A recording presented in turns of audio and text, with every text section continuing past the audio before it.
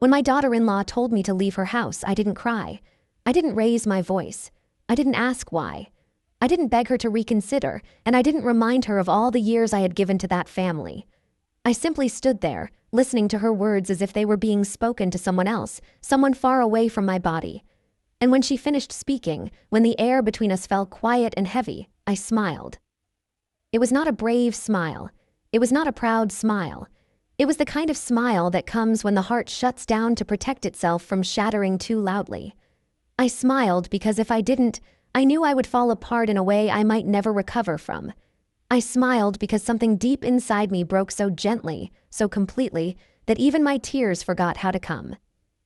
They stayed trapped behind my eyes, frozen by disbelief, confused by the sudden realization that the place I once called home no longer wanted me. She stood there in the living room, the same room where I once folded my son's tiny clothes and placed his toys back in their boxes after long days of laughter. Her arms were crossed tightly across her chest, like a wall she had built and finished long before that moment. Her face was calm, almost polite, but her voice was sharp, controlled, and cold. It reminded me of a knife wrapped in silk, smooth to the touch but deadly underneath.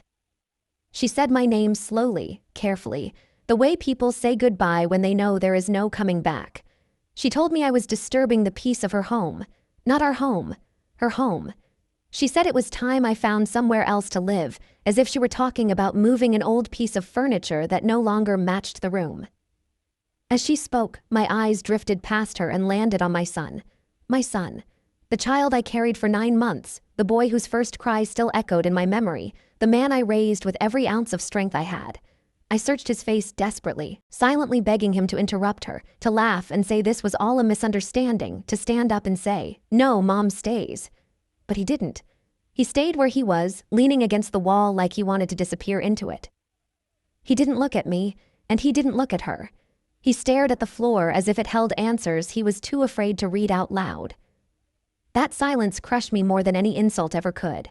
Her words hurt, yes, but his silence carved something deep into my chest. It was loud, deafening, and final. In that moment, I understood that sometimes people do betray you with cruel words or angry actions. Sometimes they betray you by doing nothing at all. I felt my heart drop into a place so quiet and lonely that even my thoughts struggled to follow it. I remember standing there and thinking, this is it. This is the moment every mother fears but never imagines clearly enough. We all worry about our children getting hurt by the world, but no one prepares us for the day when the hurt comes from them instead. This was the moment when love was being tested, not with time or patience, but with courage. And I realized with a painful clarity that I was standing alone on the other side of a door I once opened with my own hands. A door I painted, repaired, protected, and kept open for years, never believing it could one day close on me. My body felt strangely heavy, as if gravity had suddenly doubled. I bent down slowly and reached for my bag, the same bag I used for grocery shopping, the same bag that held nothing but ordinary things. As I lifted it, my fingers trembled, not from age but from shock. It felt like my body had not yet caught up with what my heart had just learned. My chest tightened, and my heart skipped a beat, then another, like it had missed its rhythm and didn't know how to find it again. I became painfully aware of every sound around me. The hum of the refrigerator, the ticking of the clock, the faint noise of traffic outside. Life was continuing, unchanged, while mine had just cracked open. I looked at her one last time and forced that smile to stay on my face. I didn't want to give her the satisfaction of seeing my pain. I didn't want my suffering to become proof that she had power over me. Then I turned toward my son. I nodded at him gently, the way I used to nod when he was a child and needed reassurance without words. He didn't lift his head. He didn't stop me. And I understood then that the silence was not temporary. It was a choice. I walked toward the door slowly, each step feeling heavier than the last. My hand rested on the doorknob, and for a brief moment, memories flooded my mind without permission. I saw my son as a little boy, asleep on my chest. I heard his laughter echoing through these same walls. I remembered nights when I stayed awake, worried sick about his future, promising myself I would do anything to keep him safe and happy. And now, here I was, walking out of the house where I once rocked my son to sleep, not as a guest finishing a visit, but as a mother being quietly erased from her own story. I stepped outside, and the door closed behind me with a soft click. No slam. No drama. Just a sound so small and ordinary that it felt cruel. I stood there for a moment, holding my bag, staring at a future I hadn't planned for and a love that suddenly felt very far away. And still, somehow, that smile stayed on my face, even as my heart whispered a truth I would spend the rest of my life learning to accept. Sometimes, the deepest wounds are the ones we walk away from without making a sound. I was not always an unwanted guest. There was a time when I did not have to wonder where I belonged, because my place in that house felt as natural as breathing. I didn't need permission to sit on the couch or to open the refrigerator. I didn't walk softly or measure my words. That house once carried my presence the way a home should, warm and familiar, shaped by years of shared life. I remember those days clearly, and sometimes I close my eyes just to remind myself that they were real, not something my heart made up to survive the pain that came later. Once I was the center of that house. My laughter echoed down the hallways, bouncing off walls that now feel cold in my memory. My voice blended with the everyday sounds of life, pots clanging in the kitchen, water running in the sink, footsteps moving from room to room. I cooked meals that brought everyone to the table, not because they were special dishes, but because they were made with care. I knew everyone's favorite food, everyone's habits, everyone's moods. The house breathed with us, lived with us, and held our routines gently. My son used to call me every day. Sometimes the calls were long, filled with stories about his work or his worries. Other times they lasted only a minute or two. "Mom," he would say, "how much salt do I put in the soup? Or does this rice look right to you?" Even when he didn't need advice, he needed connection, and I was always there. Those calls were small, ordinary moments, but they meant everything to me. They reminded me that I was still needed, still important, still his mother. I raised him alone after his father passed away too early, leaving a silence in our lives that never fully disappeared. Grief arrived quietly at first, then stayed longer than I expected. Life did not give us much after that. Money was tight. Time was tighter. Some days felt endless, and some nights felt impossibly short. But even when life took away comfort, I made sure my son never felt unloved. I gave him everything I had, even when I wasn't sure how much I had left. I worked long hours, sometimes more than one job, doing whatever was necessary to keep our lives stable. I came home exhausted, my feet aching, my hands rough from work, but I still found the strength to sit beside him and listen. I listened to his dreams, his fears, his questions about the world. I listened even when my body begged for rest, because I believed that being present mattered more than being comfortable. I wanted him to grow up knowing that no matter how tired I was, he was never a burden. I taught him kindness before I taught him ambition. I told him that success meant nothing if you lost your humanity along the way. I taught him to say thank you, to hold doors open, to speak gently to people who had less than him. I taught him respect before success, believing that character would guide him better than wealth ever could. Or at least, I thought I did. Looking back now, I sometimes wonder if the lessons were heard, or if they were slowly drowned out by a world that teaches people to choose comfort over conscience. When he married, I was genuinely happy for him.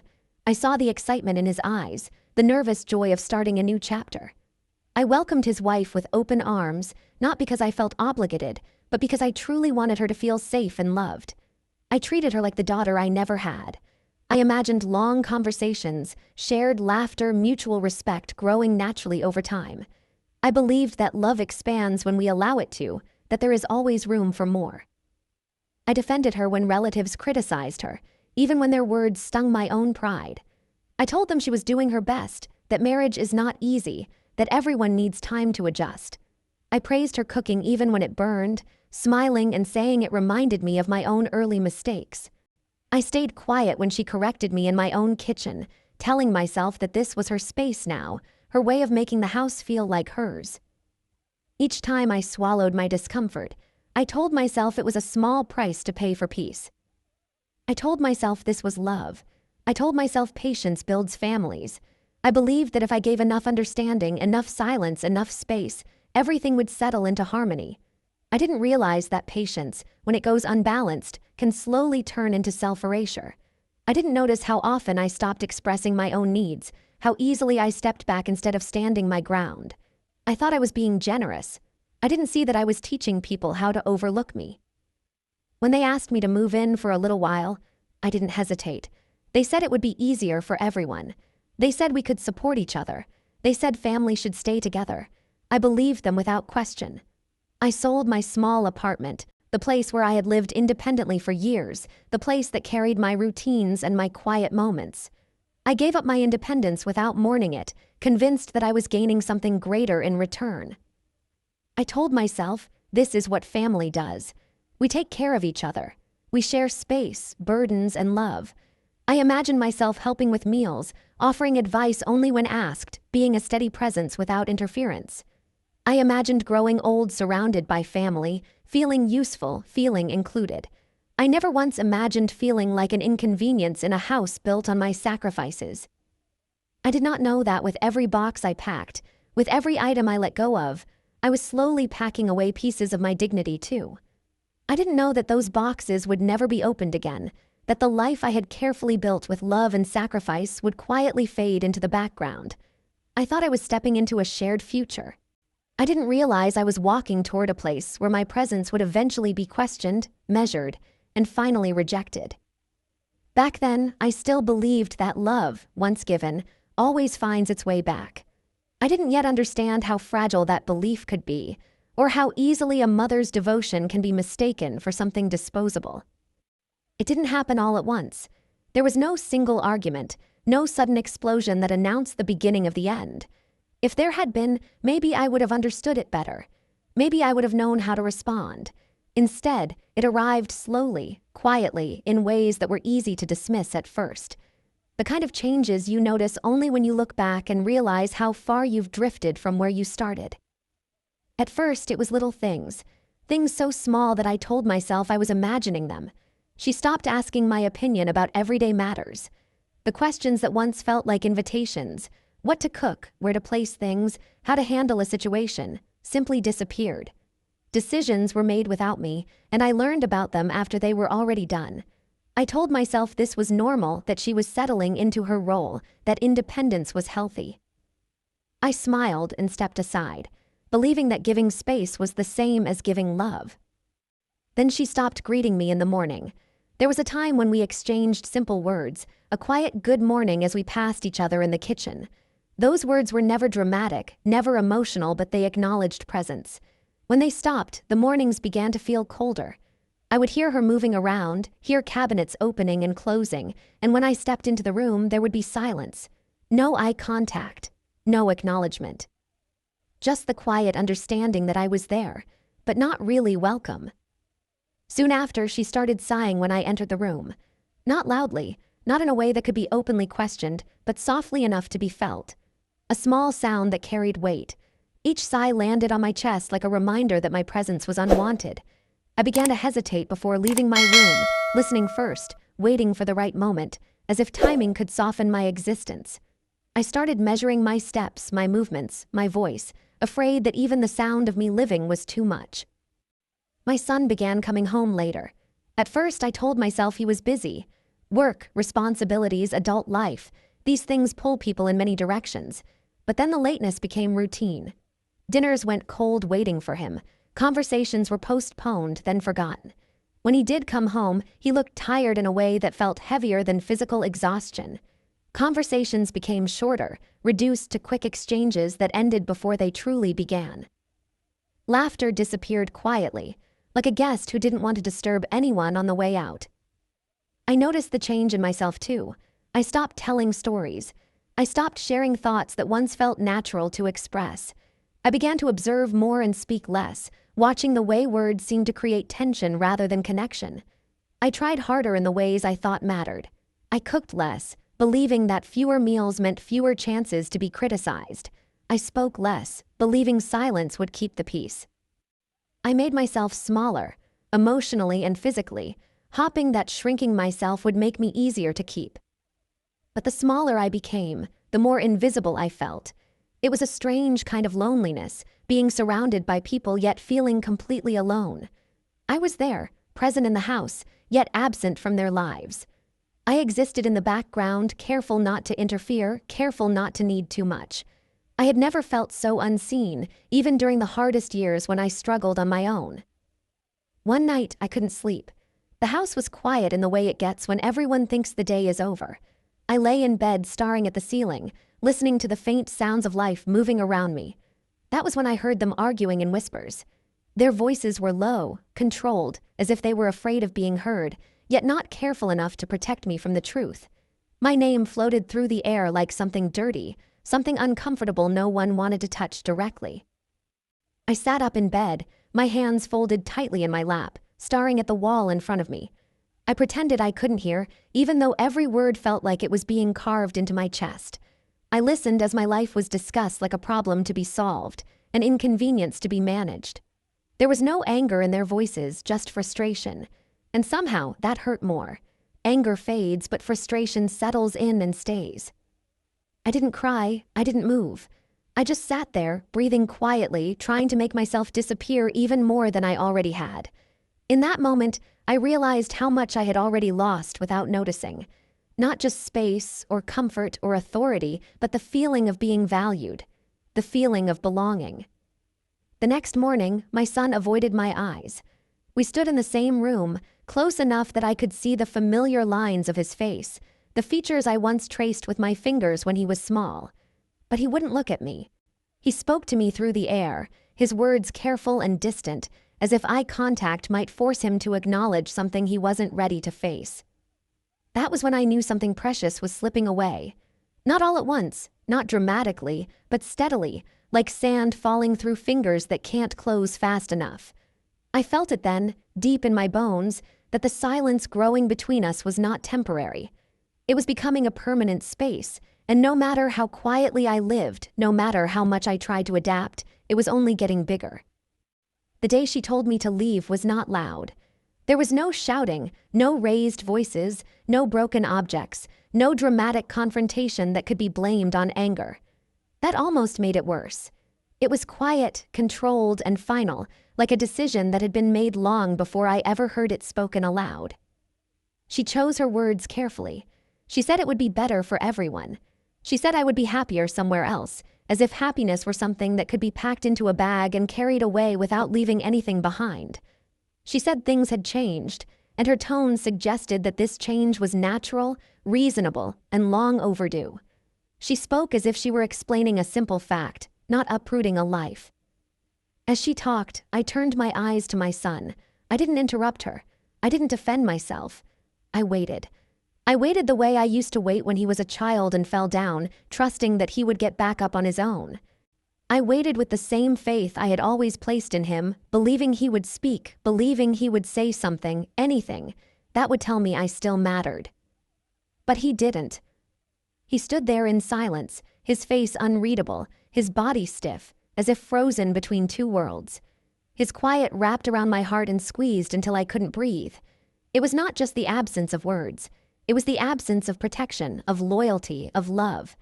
In that moment, I understood that silence can be louder than cruelty and more painful than rejection spoken out loud.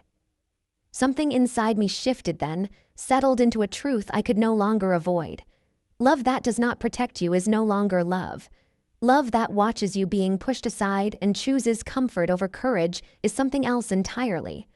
I realized that the boy I raised was standing right there, yet somehow impossibly far away. I smiled because crying would have made me weak in front of people who no longer cared about my strength. I smiled because I refused to let my breaking become their proof that they were right. I smiled because sometimes dignity is the only thing left when love has already left the room. I walked out because staying would have destroyed what little of me was left. Every step toward the door felt like a farewell to a version of myself that believed sacrifice was always rewarded, that love always returned what it was given. I didn't slam the door. I didn't turn back. I carried my silence with me, knowing that this moment, quiet and unremarkable to them, would stay with me for the rest of my life. I slept on a friend's couch that night. The cushions were too soft and too unfamiliar. The ceiling above me didn't hold my memories. The silence felt different, heavier, pressing against my chest in a way I had never felt before. My heart ached in places I didn't know pain could reach. I stared into the dark and replayed everything.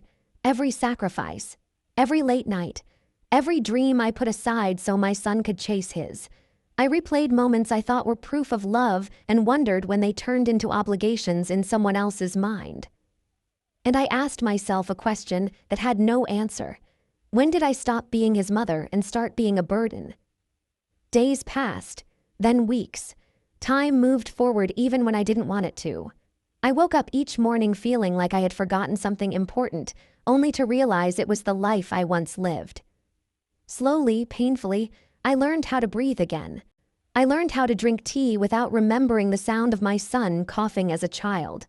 I learned how to wake up without expecting footsteps outside my door. I learned how to sit in silence without feeling like it meant rejection. I stopped blaming myself. I stopped replaying conversations, wondering what I could have done differently. I stopped carrying guilt that was never mine to begin with. Because love should not require humiliation. Love should not ask you to disappear to make others comfortable. Love should not leave you questioning your worth after a lifetime of giving. And for the first time in a long while, I began choosing myself, not out of anger but out of survival.